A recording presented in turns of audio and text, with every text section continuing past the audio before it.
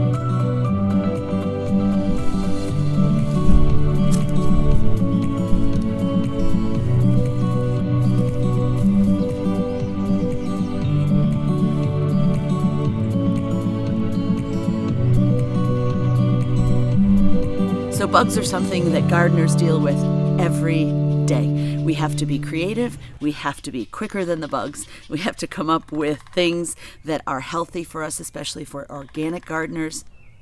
Do you hear the woodpecker? I love mornings around here. Today I planted two varieties of broccoli, gypsy broccoli that I'm going to grow to head, and some purple sprouted broccoli that you can pick on a daily basis. It grows in individual shoots. I planted both under insect netting. The insect netting will allow air, light, and water to get through. So they'll be able to live a good long time under here, and hopefully it'll keep insects from laying their eggs and even getting started in that crop.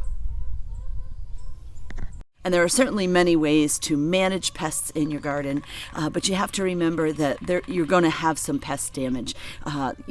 There's an old saying that says, just plant more than you need and know that you're going to be sharing it with the pests. That's obviously one easy solution. Just make sure you have plenty of plants, and that if some are eaten by the bugs, you have others that you can harvest from. There's two ways to attack this insect problem. You can either prevent insects from coming in, or you're going to have to get rid of them once they're there. And there are a number of ways to do that. You saw me cover my cabbages this morning when I planted them with insect netting. I'm hoping that that will stop the insects from actually landing on them and laying their eggs. That way I avoid the beginnings of a problem that will take a lot of effort over the growing season to keep ahead of. I'm also going to plant a lot of different things in a small space to confuse the insects so they're not quite sure where that plant is that they are looking for. And then, of course, there's all kinds of things to help you keep up with the problem if it's already begun. Things like neem oil and physically taking the bugs off your plants. Now remember, there's good bugs and there's bad bugs. The good bugs are your spiders. We all know from when we were little, don't kill a spider because they're beneficial to your plants and your flowers. So obviously let those critters run around your garden with abandon. But ladybugs are also a very beneficial bug. Now, attracting ladybugs to your garden is kind of easy. They really are attracted to the colors white and yellow. They are attracted to nectar like a bee, and they just need something to be able to land on. So things that they like are calendula and yarrow, both of which I'm going to be planting in my tea garden. They also like chives, they like dill, they like cosmos. So it's pretty easy and a beautiful way to attract those beneficial ladybugs to your garden. Now, if you don't have a way to plant a lot of those things, then you can actually purchase ladybugs. Last year, I purchased ladybugs from online. I was not able to release them right away, but there were directions for keeping them alive for a week. And then I released them in my potato patch, and I was nearly bug-free for the whole season. Another important way to keep insects at bay in your garden is through companion planting. Planting things that either repel an insect that's going to chomp down on your food, or confuse that insect so that they're not quite sure where the plant is that they're looking for, or actually attract them as a decoy in a different direction. So for instance, if I were to keep these cabbages under insect netting but plant a cabbage plant in the other corner of the garden, then maybe they would be attracted to that decoy and leave the ones that are under the insect netting alone.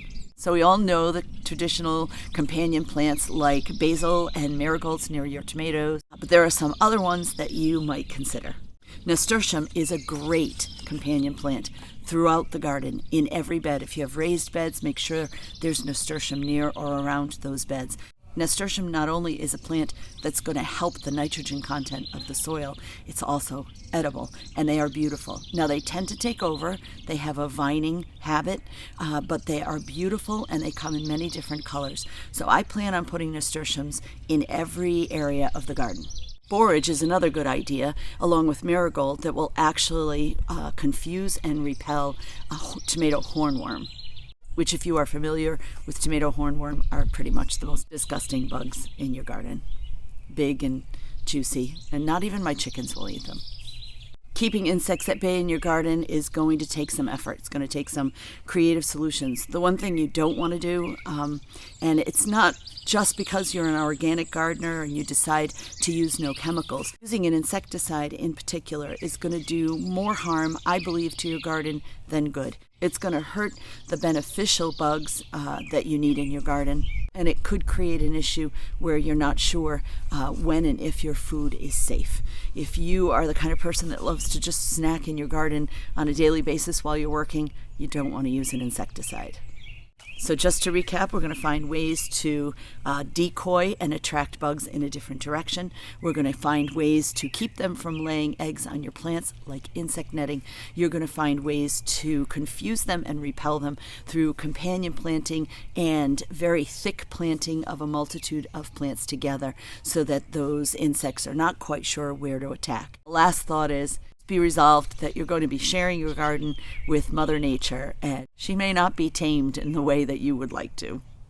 Now, once your bugs have attacked your plants and there's big holes in your chard and in your lettuce, you can kind of keep those at bay by taking off those bugs. I check underneath the leaves for the white eggs of certain bugs and take them off physically. You can wash them with a splash of water and get them off. You can use things like neem oil to make those leaves inhospitable to the insects while still making it edible for you.